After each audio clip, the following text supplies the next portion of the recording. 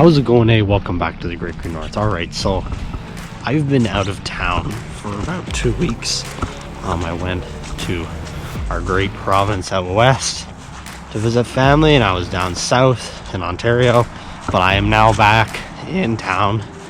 And today is, it seems like as I was gone, things have progressed in the lawn a little bit, which I'm very happy about. Welcome to the big reveal about how did the lawn manage over winter.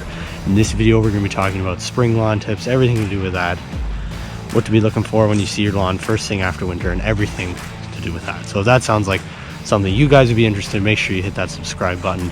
I got more of the ultimate spring lawn guide coming soon as well. My first look at the lawn, just took a quick walk around. I'm actually very happy with how it managed throughout the winter. Looking down here at everything looks very green. I know I've said this the last couple years, but this year definitely very green, great color.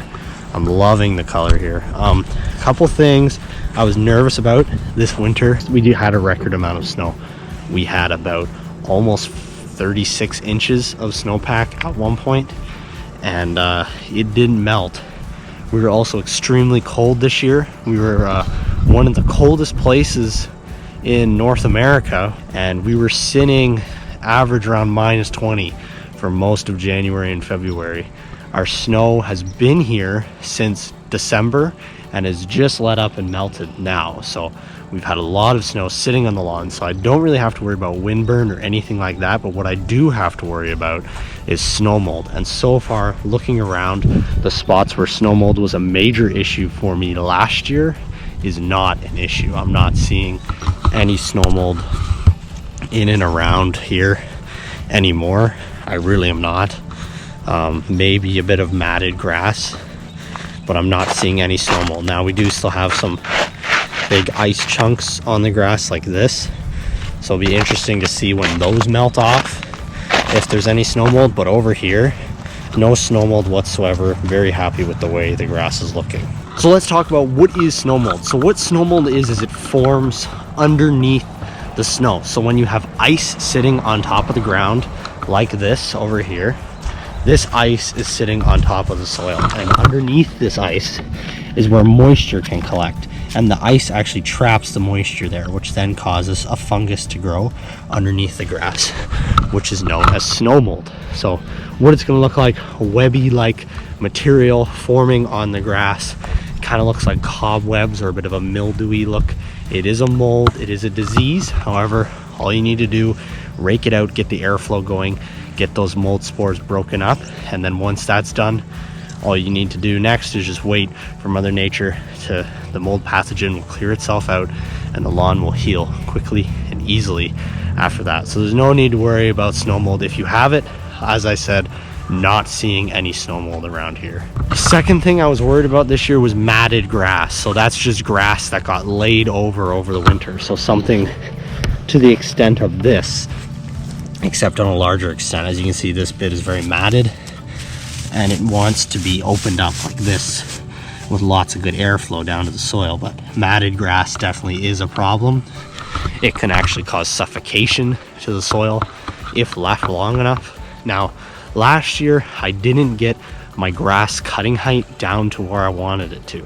I didn't get it down to that 2.5 that I recommend before winter, and I had a lot of snow mold and a lot of matted grass. Last year we also had a lot of ice in the winter and a lot of fluctuating temperatures, which can lead to these issues. This year I got it down to the 2.5 that I wanted, and I'm not seeing any of those issues. So matted grass, definitely a plus, not seeing that anywhere here. Now, what you need to look for in your lawn when it's waking up first thing in the spring. So what I'm seeing here, I'm looking for overall color and texture. So as I said, texture meaning how much of your lawn is standing up after the winter. So as you can see, if I go down here, we're still looking at a decent amount of this standing up here. Mattedness, I'm not seeing much matted grass in and around here, and color wise I'm still seeing a lot of green. So anything brown means that it died over the winter. What's going to happen is the crown down underneath the soil is going to push up the green leaf, and you will cut this brown bit off as you begin mowing throughout the season. The brown stuff is just leaves that have been burned over the winter, but they will come back in the spring and you'll just cut that off. But the base of that plant is still essentially living. The grass is still living. It's just the leaf surface has died off. So what I'm seeing over here, a lot of green, which means my winterizer fertilizer held pretty good. The color held pretty good, which is good. If you're losing a lot of color over the spring, that means that you're not having that nutrients in the soil so the lawn can stay with the color. It could also mean you have a really hard winter. If you're seeing patterns of lost color through the lawn, that can be from something called as windburn, which is pretty much when the wind comes up over the lawn. Those hard winter winds, they suck the water out of the grass, which leads to windburn. So I'm not seeing any windburn in here. As I said, we were covered for most of the winter, so windburn would not be something that I'm scared of. But yes, that's overall color is a good thing. The more green your lawn is, the easier it's going to be able to recover in the spring. So that's something good to keep thinking about. So next thing that you need to look for in your lawn in the spring is look for any trails caused by voles or moles or any sort of critter that can be alive during the winter. So I'm looking around here. I don't see any vole trails. I know I do have voles living in the neighboring areas. I've seen them on neighbors' lawns, but I haven't seen any on mine yet. I do see a couple of holes that were most likely dug by squirrels, raccoons, other things around here, but I'm not seeing any vole trails. If you are seeing vole trails, this probably means that you had field mice living underneath the snow. They were digging their trails underneath the snow. There's nothing for you to worry about with vole trails. This is another thing that will just clear itself up in the spring. It's just something to think about, that you do have voles in the area and you might need to deal with this at a later rate if it becomes unmanageable. Another thing that can get out of control in the winter is trails from animals such as moles or animals that burrow underneath the ground. You might see a larger infestation of these trails over the winter because the grass is not actively growing, the ground is not healing itself, and the snow's been hiding it all winter from occurring, and these animals most likely are hibernating underneath the soil in the winter, which is causing them to be more active. So if you are seeing a large amount of vole or mole trails, get some traps, deal with that in your own hand. But I'm not seeing that either in my lawn, so that's not something for me to be concerned about. If you are seeing a large amount, that means that they are in your area, they're most likely living in your lawn, but the trails are where they have been. You need to get them from where they're going. So get out some traps, try to catch them, maybe call somebody to deal with that professionally. All right, so let's talk about next steps, what I'm going to be doing here in the lawn in the upcoming week. So first of all, raking. Everybody gets crazy about raking. When I was on vacation in Niagara Falls, it was almost 18 degrees on Saturday, and I saw somebody raking their lawn, and it was March 1st. I don't know what the hell this guy was thinking. People need to chill out with the raking. It seems to be this new thing that March 1st every year people feel the need to get out in the lawn and start tearing it to shreds with a rake. Chill out with the raking. You need to wait until everything thaws out. You need to check your soil temperature, see how everything's going, see how the lawn's progressing. If you start raking now when everything's damp and soggy, like up here, the grass is still super soggy and the ground is still frozen. Only the top few inches is actually not frozen. So you need to wait with your raking until the ground is, number one, dry. And by dry, I mean not sobbing wet to the point where you stomp and the water comes oozing out of the ground. Number two, if you live anywhere in the GTA or Southern Ontario area, you should be waiting till April at least to do raking. March, our temperatures are way too unstable. I can guarantee this is not the end of the winter. We have more snow coming, definitely, in the future. This is the end of our deep freeze winter, but this is not the end of winter. So don't go crazy about raking until you know that winter is over. And number three, you need to wait until you start seeing the lawn growing slightly before you can do any sort of major dethatching. If you come in and start ripping the lawn up now before it's even growing, all you're going to do is you're going to rip up actively living healthy plants.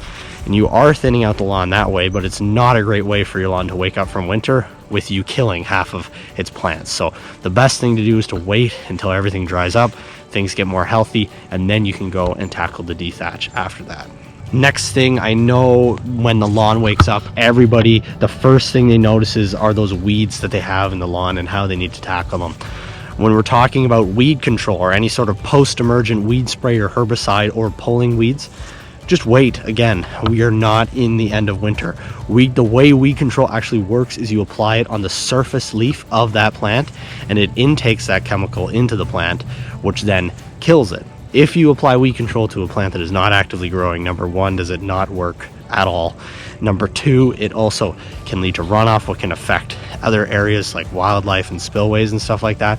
And number three, it's an absolute waste of a product that you don't need to spray. If you don't need to spray chemicals, why would you spray chemicals? So keep off the weed control. It's not time yet. The lawn has barely even woken up. As I said, I know we're getting all excited about lawn stuff, but weed control and raking need to wait until the lawn is actively growing, which is going to be somewhere about mid-April.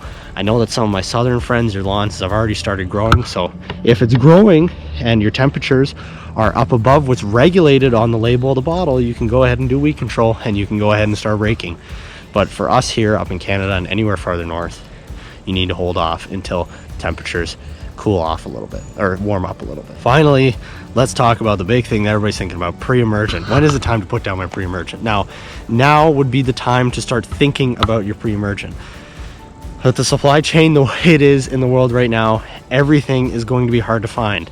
And with the growing season of crops, as was last year in most of the Midwestern United States, which is where most grass seed is grown, grass seed, pre-emergent, and fertilizer is going to become very difficult to find this year. So if you're looking at applying any sort of pre-emergent, that is corn gluten, tenacity, dimension, snapshot, anything that you can get in the US that you're going to be applying to your lawn for pre-emergent, or Canada, maybe start thinking about buying it now. If you go in and buy it ahead of time, you'll have more of a chance of actually getting access to it and getting it before the rest of the season continues. If you try to get it in a couple weeks, you might have more difficulty. So maybe start looking to buy it now. Now, this doesn't mean that you're going to be applying it anytime soon. You cannot apply pre-emergent until the lawn is actively growing once again, which is when soil temperatures hit 50 degrees. That's when the lawn and the weeds start growing, and that's when you can put down your pre-emergent. So what we're looking at here, I haven't taken a soil temperature yet. I'll take one right now and we'll check to see what soil temperature is sitting at in my area. All right, so this area gets the most sun. So let's take a check here of what the soil temperatures are looking like. I just have a regular meat thermometer. I'm gonna stick it in the ground all the way down. It's gonna tell me in Fahrenheit. There you go, 32. 32.3, which pretty much means that this soil is still freezing.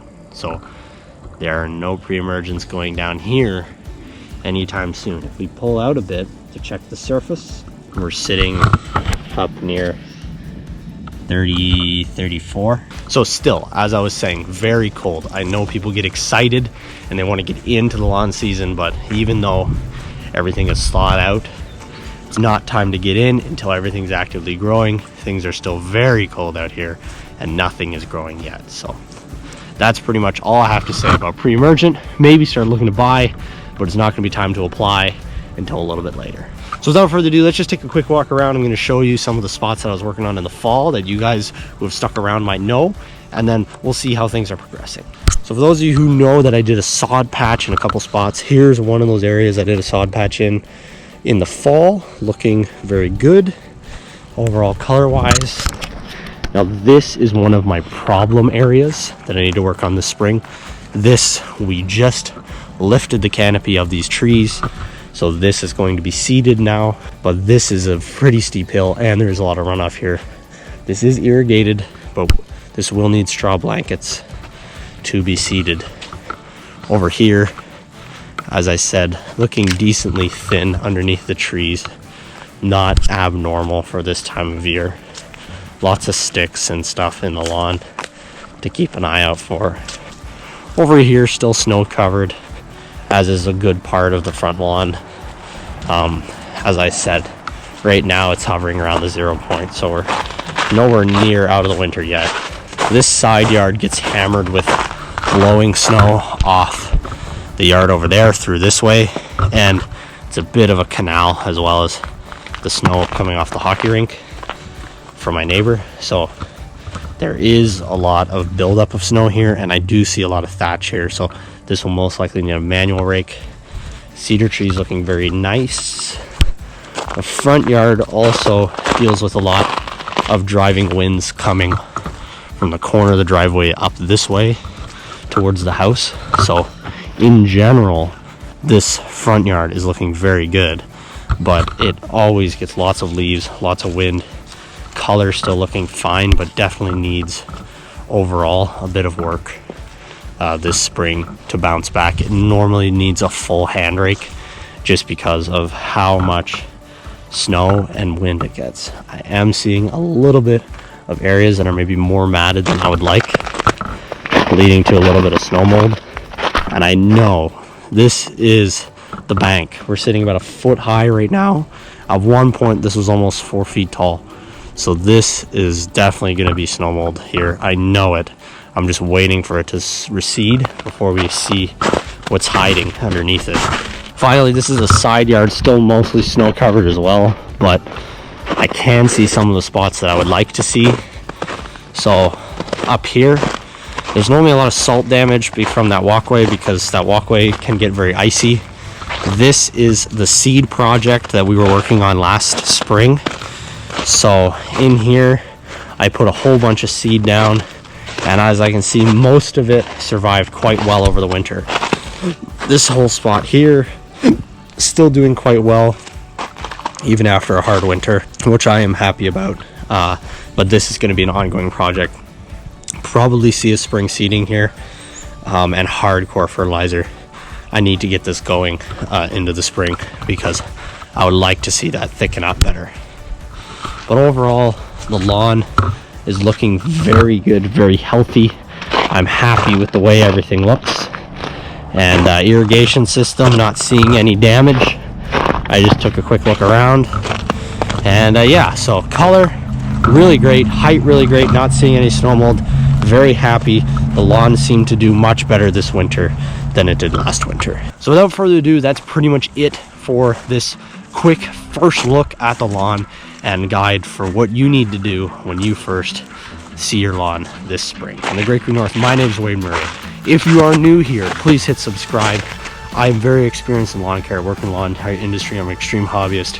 I have a podcast, I have this channel, and we'll be continuing to upload the extreme lawn ultimate spring lawn guide for you guys, which will help you, educate you on lawn care and how to get the best lawn on the block. This year, I can turn your lawn around, trust me. Just hit that subscribe button, keep coming back for more videos, and I'll make it worth your while. In the Great Green North, my name is Wade Murray. As always, thank you guys for watching, and keep it green.